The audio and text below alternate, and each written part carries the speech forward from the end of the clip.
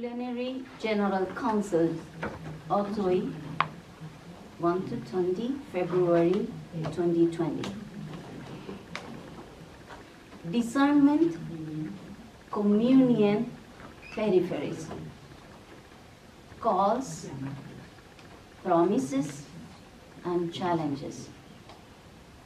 A journey forward. It's folly not to be what one is. Religious of the assumption, as fully as possible. Unquote. Saint Mariuszyn.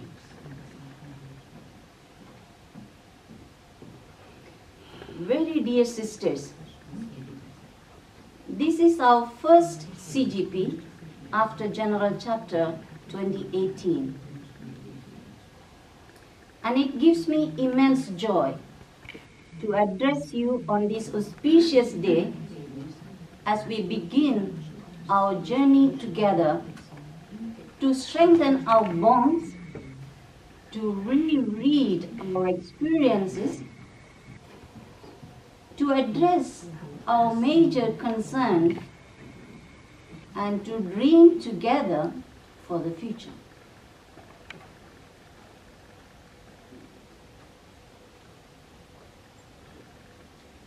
One of the fruits of the discernment of the General Chapter 2018 was the birth of our general community. I want to take this opportunity to thank the congregation for the gift of my counsel. We enjoy being together, praying together, reflecting and discerning together.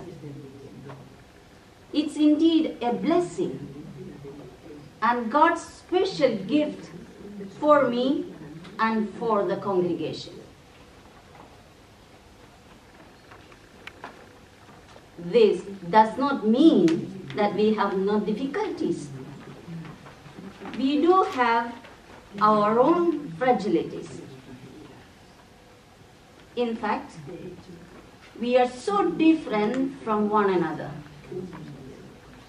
Different in rhythms, talent, temperament, likes and dislikes.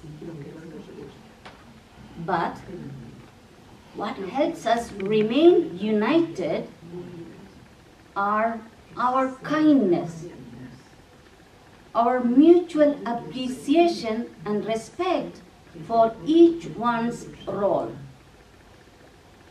generosity to give our best at the service of the congregation, and our conviction that we are here because we are chosen by God.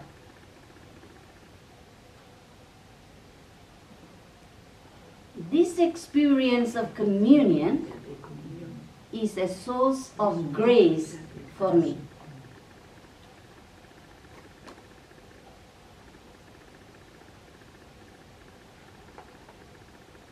I also thank our sister community, the Otoi community, for its service to the congregation, as well as for being an inspiration and strength for the general community.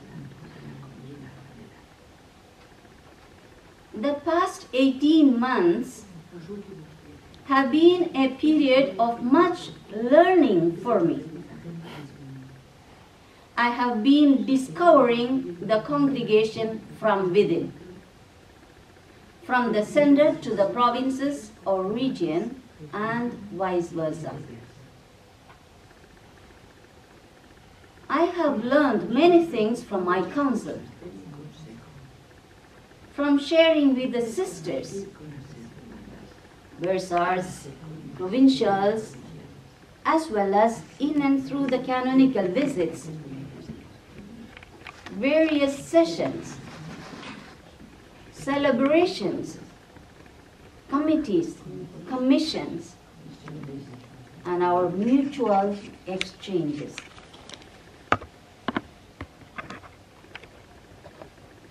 We We are a group of joyful and committed women,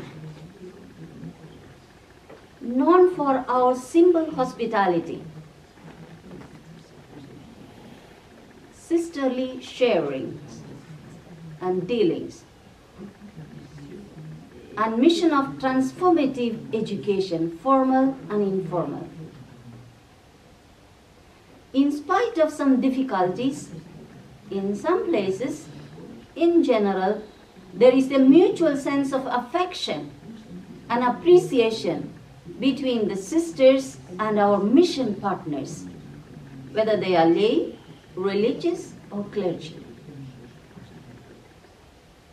Topics such as the accompaniment of sisters, intercultural living, healthy interpersonal relationships, the pastoral of vocations, formation at all levels, leadership and its challenges, and a greater collaboration with the laity occupy significant space in our conversations.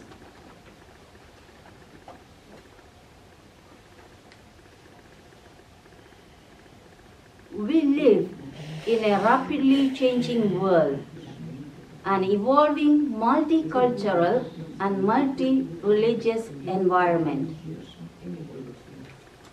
We experience tensions between globalization and localization,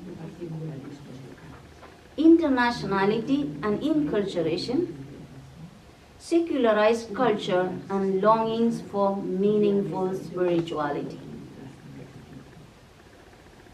There seems to be a crisis in the world today, and we religious are not above this global phenomenon which envelops our daily life.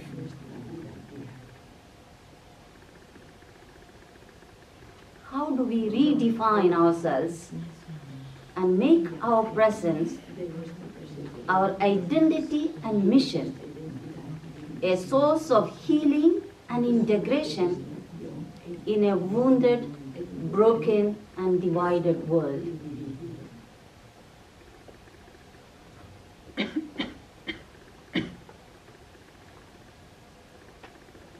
The General Chapter 2018 highlighted discernment, communion, and peripheries as our identity marks and invited us to return to the sources of our spiritual heritage in order to become fully religious of the Assumption for our times. Our experiences tell us that these calls have both promises and challenges. We have been making conscious efforts to make discernment a way of life, better interpersonal relationships in communities a priority, and going to the peripheries an imperative for us to respond to the calls of our times. You shall see these aspects more in detail in the reports of the General Council and of the provinces. In this opening message, as one of our responses, I want to explore and deepen the words of Saint Marie Eugenie. I quote, "It is folly not to be what we are, religious of the Assumption as fully as possible." Unquote. During our annual retreat with Saint Marie Eugenie, prepared and accompanied by Sister Claire Teresa, I was touched by the concern of Marie Eugenie when she said to the sisters who were preparing to be educators, that our congregation should cease to exist the day when we abandon the values of the gospel and accept the values of this world. I repeat, our congregation should cease to exist the day when we abandon the values of the gospel and accept the values of this world. Similarly, Pope Francis recently reminded us to consider whether our thoughts and ideas come from God or from the spirit of the world. I quote, "When you feel something, you feel like doing something, or you get an idea, a judgment of something, ask yourself, is this what I feel from the Spirit of God or from the spirit of the world?"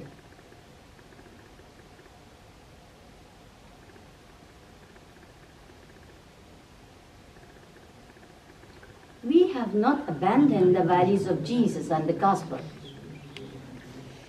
but I get the impression sometimes that we are gradually becoming more and more absorbed by the values, attitudes, and choices of this world.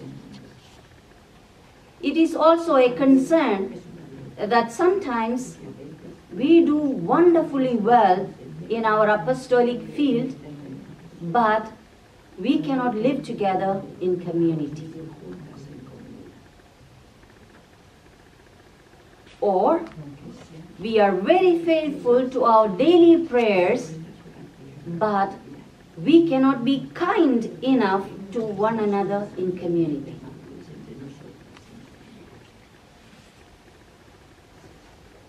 Sometimes we find our comfort in the community and forget that we have been called to a serious engagement with the suffering people of the world. For some of us, smartphones have become our constant companions, and we don't like to live a day without them. Some of us are so busy that we give insufficient time to the community and even to the mission. Lastly, a few are pious or prophetic religious, but not necessarily religious of the Assumption.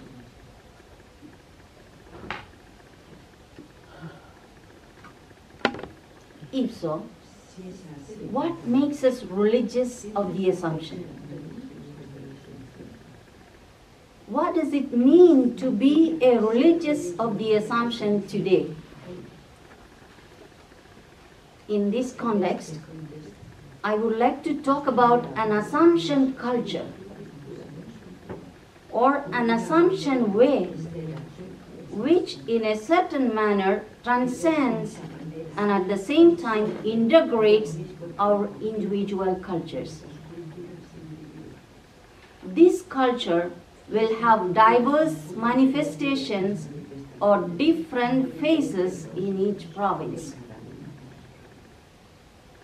As the history of our congregation evolves and unfolds with new expressions in response to the current challenges, we are invited to return to the sources in order to help us discern creative and meaningful expressions of the Assumption way for today.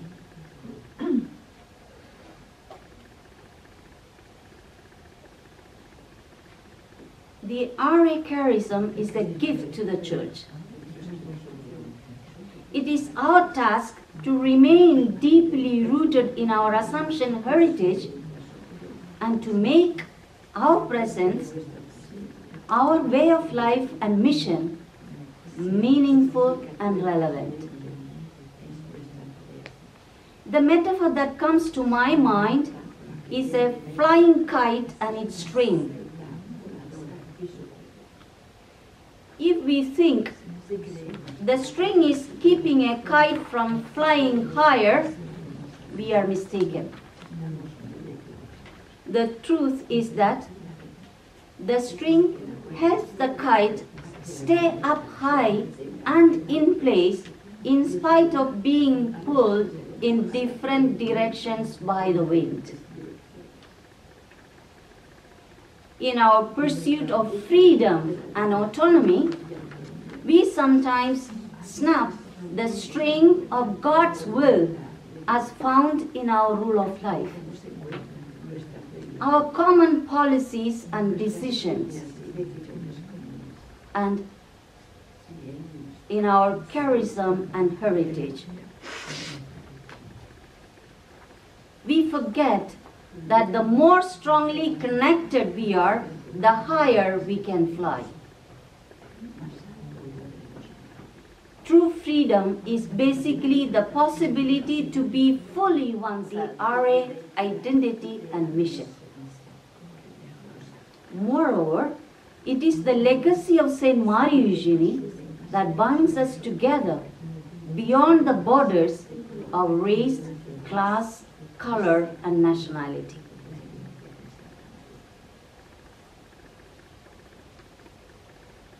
When I think of the relationship between the general community and the provinces or region, the metaphor that comes to my mind is that of mirrors and shadows, kannadigalum nizhalugalum, in Malayalam, my mother tongue.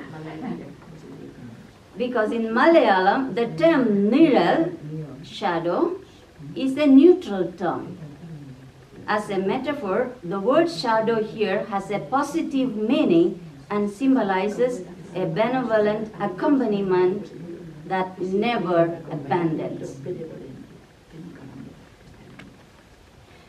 Mirrors will always give us a reflection of our true selves. And truth gives us real freedom. Shadows will never give up on us, and they will always accompany us no matter where life leads us. We wanted to be honest, transparent, and straightforward in our responses.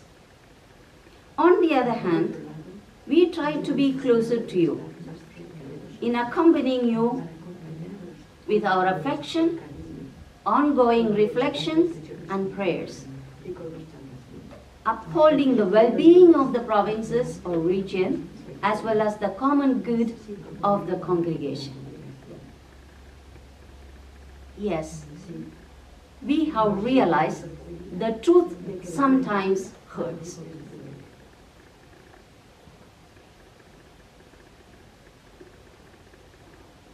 But in the long run, this hurt is more life-giving and growth-promoting than a laissez-aller that protects us momentarily. So let us become mirrors of truth and shadows of light to one another.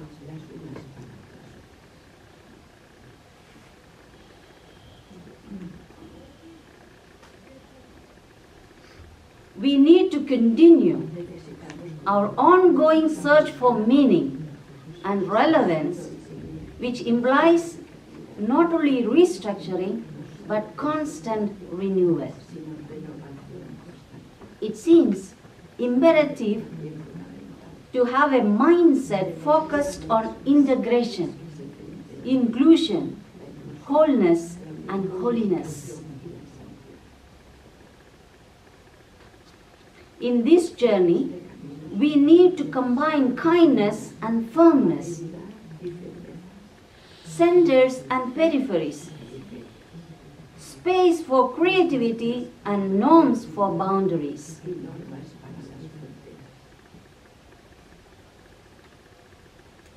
They sound like opposites, but they will complement each other and make us more balanced.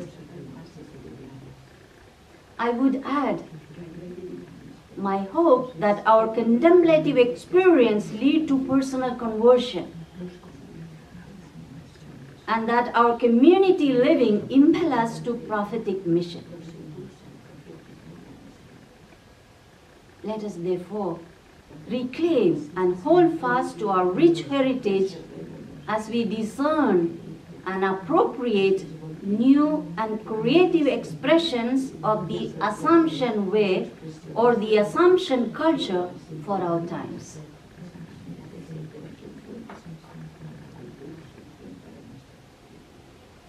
I hope our reflections together in the light of the reports of the General Council, the provinces, commissions, special talks on consecrated life and intercultural communities, not to forget our immersion experience, will all help us journey together with renewed energy and enthusiasm.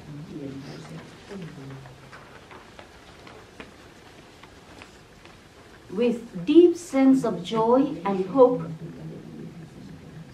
immense gratitude to my council and to each one of you,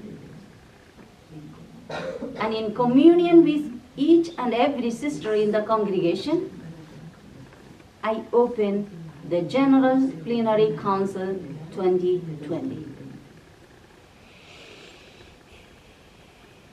May our deliberations and reflections help us journey forward with optimism and deeper communion at the service of God's mission in the world.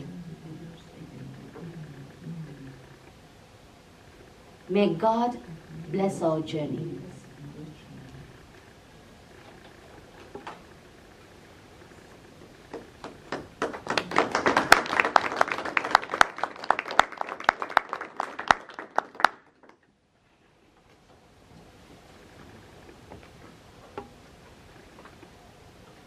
We will spend a few moments in silence,